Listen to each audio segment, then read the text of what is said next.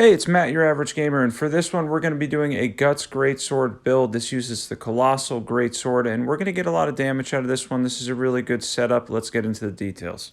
First things first, I'm going to assume pretty much everybody knows where to get this weapon since it's one of the most commonly used weapons in the game, and the Ash of War that we're going to use for this is going to be Lion's Claw. Lion's Claw goes really well with the Greatsword in general. It hits like a truck, hits really hard, and with the right talisman setup and buffs, you can do really good damage with the Guts Greatsword.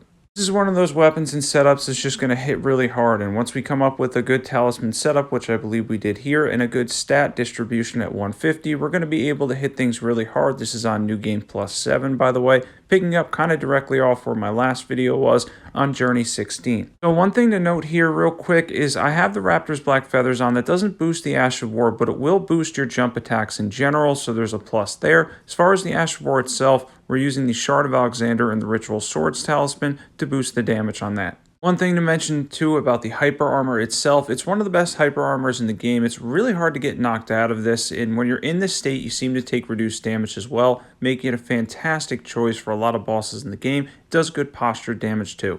Another thing to note here is also with the Greatsword in general, if you're heavily invested in strength, and you can see the jump attack there, we get a little boost from the armor that we're wearing, you'll be able to use charged attacks too and take advantage of that because the Guts Greatsword is one of the hardest hitting weapons in the game. It truly is a fantastic weapon to use for pretty much all situations. You'll see me mix that in as well with the Lion's Claw Flip because why not? If you're going to be using the Lion's Claw Flip, the awesome Ash of War that has a lot of power and a lot of posture damage, you can throw in the charged attacks as well, getting critical attacks for just massive damage in general because the Greatsword, the Colossal Greatsword, has very, very good AR and damage. Really high damage. It's something that it's just not going to let you down. It's going to be really powerful throughout the entire game. I've used this exact setup on run-throughs before. It's a fantastic setup for Elden Ring. And landing this one's really fun too. This is one of those things where when you're using Lion's Claw in combination with the Greatsword, you're going to have a blast landing it because it does hit so hard because you don't have to go too crazy with the buffs.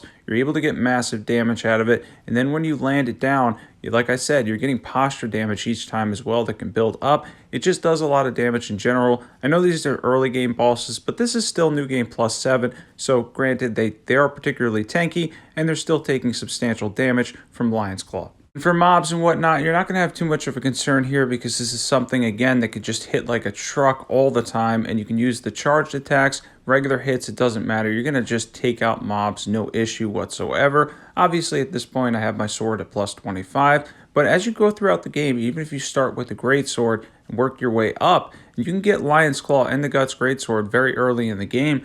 You'll still be able to do massive damage to the majority of mobs. They just can't handle the colossal damage that the Guts Greatsword has. You're going to see it on Godric here where we're able to get in massive damage once again, and it's something that you can easily land, and again, this is very hard to get knocked out of it. It's one of those things, as I mentioned before, where you're just not going to get knocked out of this, and the damage is fantastic for it. It really does hit like a truck, and you get that posture damage in there as well, and just in general, you're getting a lot of damage per the Ash of War. Lion's Claw has to be one of my favorite Ashes of War to use on a strength weapon. There's a couple of really good ones, but Lion's Claw is definitely up there. It's probably top 3. Royal Knight's Resolve, I think, is still my favorite because you can obviously boost that one a lot. But Lion's Claw, no doubt, is up there too. And obviously, as you can see on screen here, it's a really fun one to use too, especially after you get those posture breaks. And since posture damage in general is just so far and few after the recent nerfs, this is one of those ones where you're still going to get posture damage out of the Ash of War, even though it was reduced on colossal weapons.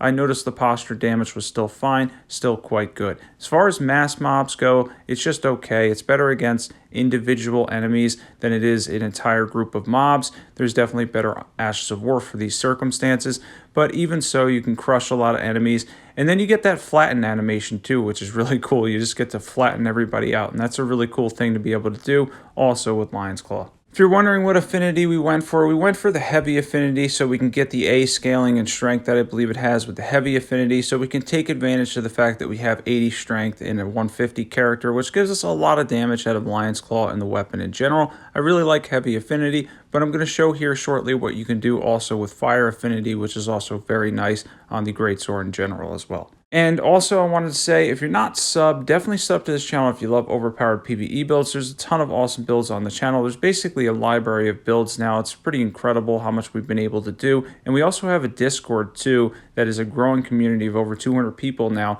that has just been an absolute... It's just been so much fun. I was about to say blast, which I know I oversaid in my other video, but it's been incredibly fun. It really has been. There's so many great people in there. It's been fantastic to have that group, to have that awesome group to just talk about Elden Ring, kind of build a good community around as we continue to grow that. So be sure to join the Discord as well. And this is what you can do with the fire affinity. You can take advantage of the tree avatars, get a little bit more of a boost from Flame Grant Me Strength, and basically just hit these like a truck. You can literally hit the tree avatars like a truck with these. If you actually buff some stuff even further, you can basically 1 or 2 hit the tree avatars with Lion's Claw with a fire affinity. It's pretty cool, to be honest. It's something that can hit them really hard because they're weak to fire, and enemies that are neutral to fire, and there's a fairly good bit of them as well. You can also do a bunch of damage to them too. Let's get into equipment. For weapons, we have the Colossal Greatsword plus 25 with Lion's Claw. Any seal will do. We have the Raptor's Black Feathers on for a general boost, the Axe Talisman for the charge boost, Ritual Swords Talisman, Shard of Alexander. Then we have the Green Turtle Talisman to keep up with stamina. It's a little bit stamina costly, so I like this talisman in this spot. And then we're using the Charge tier and the Faith tier for buffs as well. Now, to get into stats, these are actually pretty straightforward. As far as this goes, if you're going to go with the heavy affinity, even when you switch to fire, it's going to scale really well with strength. So what you're going to want to do is pump a lot into strength. In this case, we went for 80 strength to get the maximum amount of damage out of it, because anything between 80 and 99 is pretty negligible. So we want to get a lot of damage in that range, and that's what we ended up with as far as the stats go. 80 strength, around 50 vigor. Everything turned out pretty well, able to get a lot of damage out of it while also keeping a good amount of vigor, mind, and endurance as well.